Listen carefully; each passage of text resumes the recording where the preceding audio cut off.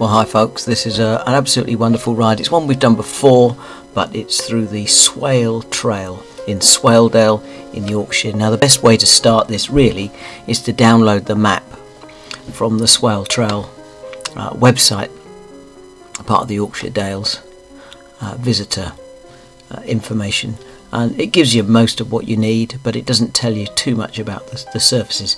So we're starting there on the right. Ignore that little tail that goes down, but we start there on the right in Grinton, and then we follow our way up beside the river on the way up, and we work all the way through Gunnerside and then right up to Keld, and then we follow all the way back round and we take the road route back down again. It is mostly road, whereas on the way up we tend to hit a lot of gravel. So we start there in Grinton, but we did actually pop off and visit the Dales Bike Centre just for a second to get a cup of coffee before we started. So here we are leaving Grinton, and we follow along beside the river most of the way until we get to Gunnerside, and then we head up the hill, and the views are absolutely fantastic. Definitely recommend the views as you ascend, and then we just keep ascending. There are a couple of little descents, and it does get really gravelly as we get up towards Keld at the very top, and it was snowing like crazy at some points in here, so we really struggled with that. But then you descend down quite fast, and wonderful views, and then you get the choice as to whether you follow the original route or take the road route home. So that's what we did. So this is the Dales Bike Centre, but then we're back past the car, and when we get into Grinton we turn right, and then we turn right again, and we're going to ascend this hill. Now we don't go too far up here. When we come home we're coming all the way down this, but we're just going to take the right hand turn here, and that is the Swale Trail path. Now there'll be lots of people walking on here, and there are just dozens of gates all the way along, so just be ready for the gates.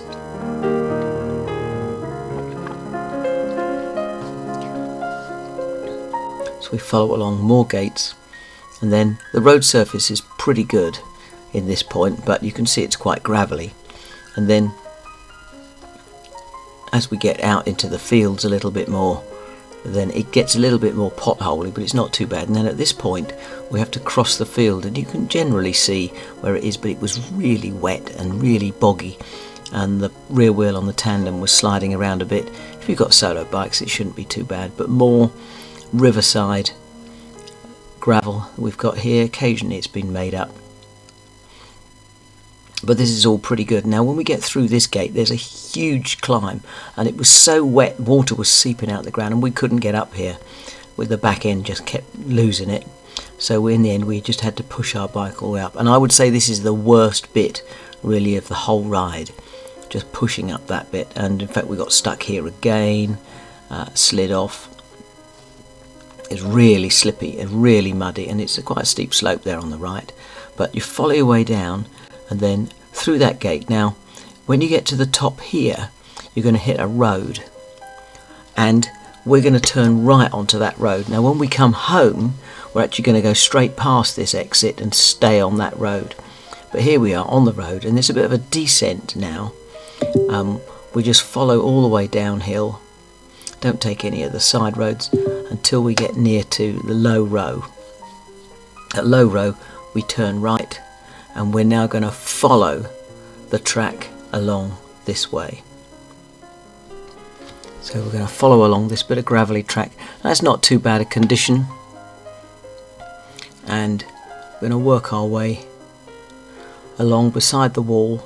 Now careful, because there were a lot of sticks on the road, and when we came back on this section here we actually got a stick in the chain, and it whipped our chain off, which was a bit of a nuisance because it was the transit chain that doesn't have really any control on it. So we work our way round, and in a minute we're going to get to some farms. We turn right. Now that's another place where Komoot might tell you that there's a road up there, but there isn't. After that phone box we turn left and then right, and we're now heading towards Gunnerside. But this bit of road here is absolutely horrendous. It just gets worse and worse. It looks quite nice here, but it's full of gravel. Some of those puddles are really deep, and then the gravel, after we've got all the big rocks, the gravel starts to build up on the side and it gets really slippery. Some of these puddles are very deep, and somebody's gravelled it, as I say, but the gravel is in huge stacks, so it slides the back of the bike around and you can't actually get much purchase on it. So just be very careful here. If you've got kids, don't let them go too fast. And it takes a while. It's still puddly, still lots of rocks, but it is very pretty at this point. And we're heading through the mud here, and then we just ascend up towards the farm, which we'll reach in a second. And now you can see that the surface has eased off a bit, and then we're going to just turn right and drop down over the bridge into Gunnerside. And Gunnerside's a fantastic place to stop. There's pubs, there's all sorts of places, but we're going to turn left almost immediately in the town and just head up. Now that white minibus is nearly always there, so but it's worth ascending up this bit. Now this is a long climb. It's pretty steep, not too bad.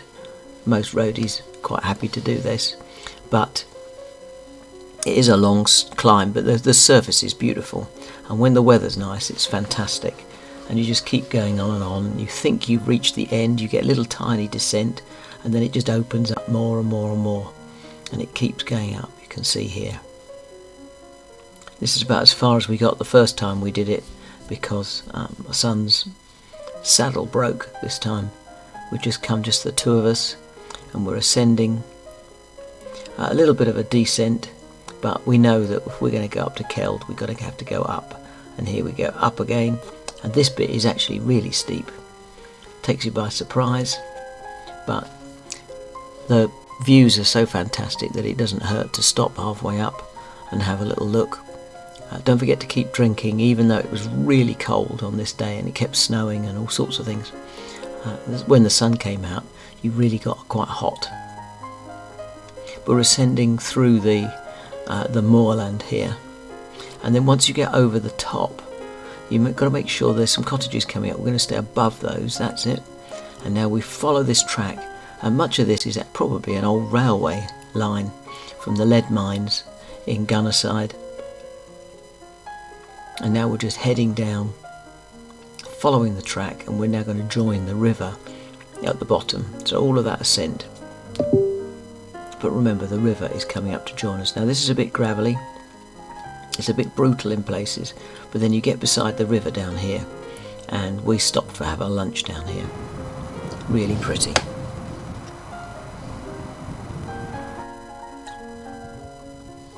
And of course tea and flapjack, which is what I'm having now as I sit here and do this. And then off we go. Now we're going to get to a ford later, and at that point you get a lot of people walking on here, so I really recommend that if necessary you get off and walk.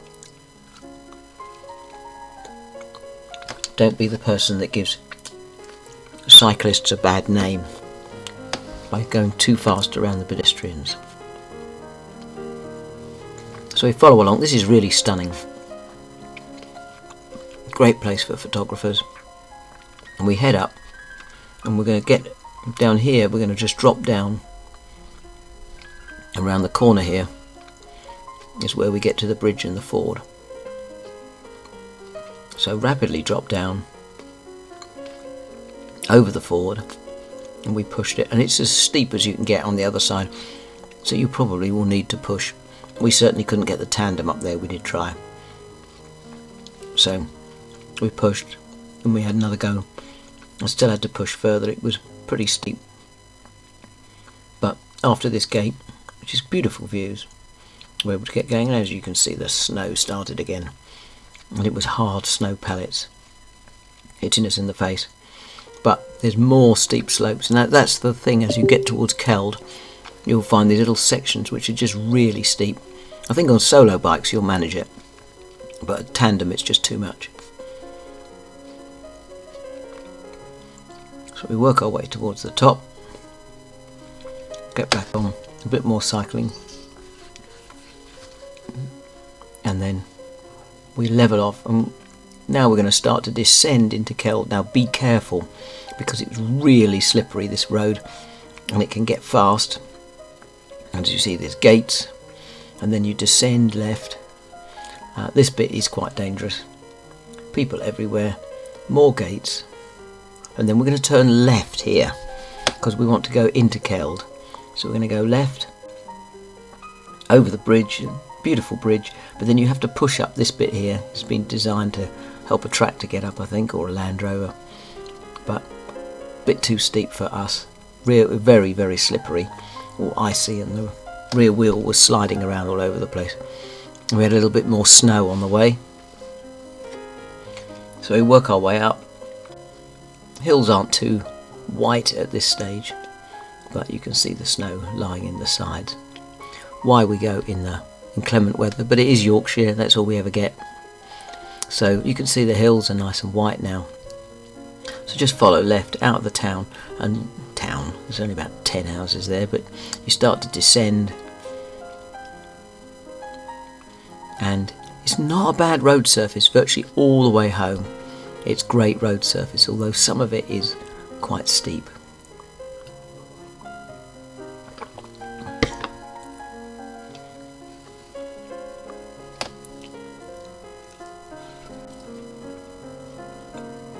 So follow your way along through the villages, and now we descend. Careful with your speed, it's Yorkshire, it can be snowing, but we're now going to descend into Thwaite, which is a tiny little village, but it's really got some nice pub in it. And then back out the other side, don't turn right there, that'll take you over the hill back towards South Yorkshire and the rest of the Dales. So we're just going to carry on this bit of road most of the way into Muka. Follow along until we get to the outskirts, and then we're going to turn up the hill. So nice bit of easy riding, then it's suddenly you have a little steep bit, but fantastic views from the top. Look at that. Don't take that road to the right, to the rest of the Dales. Then we're going to descend. Gunnerside is about 2 miles ahead, but it's downhill nearly all the way, so you hardly have to pedal a thing. Careful at the speed you pick up, because they're tight corners, you can't see, it's completely blind, and there can be people or vehicles in the road. But before we go to Gunnerside, we're going to turn right. Now this is retracing the little bit of route that we did on our way into Gunnerside. So we'll retrace it across the hill here, and then later on we get the choice as to whether we turn left and carry on retracing, or take the road path.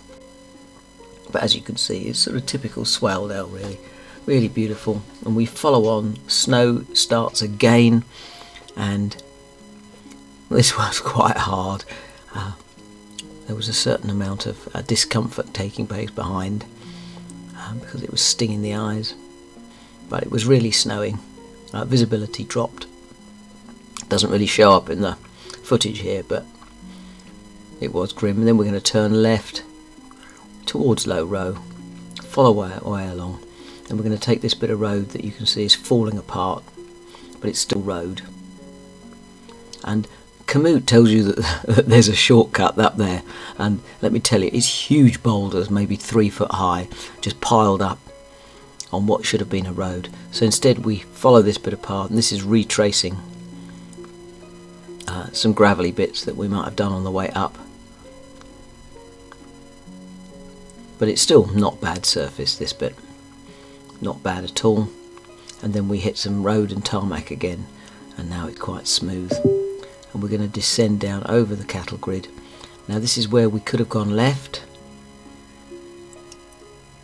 and taken the route where we joined it after that steep push up, but we're not going to. We're going to carry on. Now this hill is quite long, really long, and is moderately steep, but it's not insurmountable. You just keep going, just dig in there and push yourself, work your way to the top, and then as we return towards Grinton, it gets very, very fast and it's muddy and slippery as anything, and therefore we descend into town. There we go, over the bridge and back to the car. So here's a summary of the route, starting over on A, ignore the little tail down at the bottom there, work our way around, a couple of loops. We tried not to retrace too much, but we weren't able to get into that side route that it was offering. So please follow us and like this video, the likes really help. But find our Komoot page, which is Paul and Diane on the Tandem, and we've got a GPX file that you can see there on the right. But we look forward to seeing you on our next ride, which is really over towards Settle, and it's really nice. That is a great route. See you then. Take care. Bye.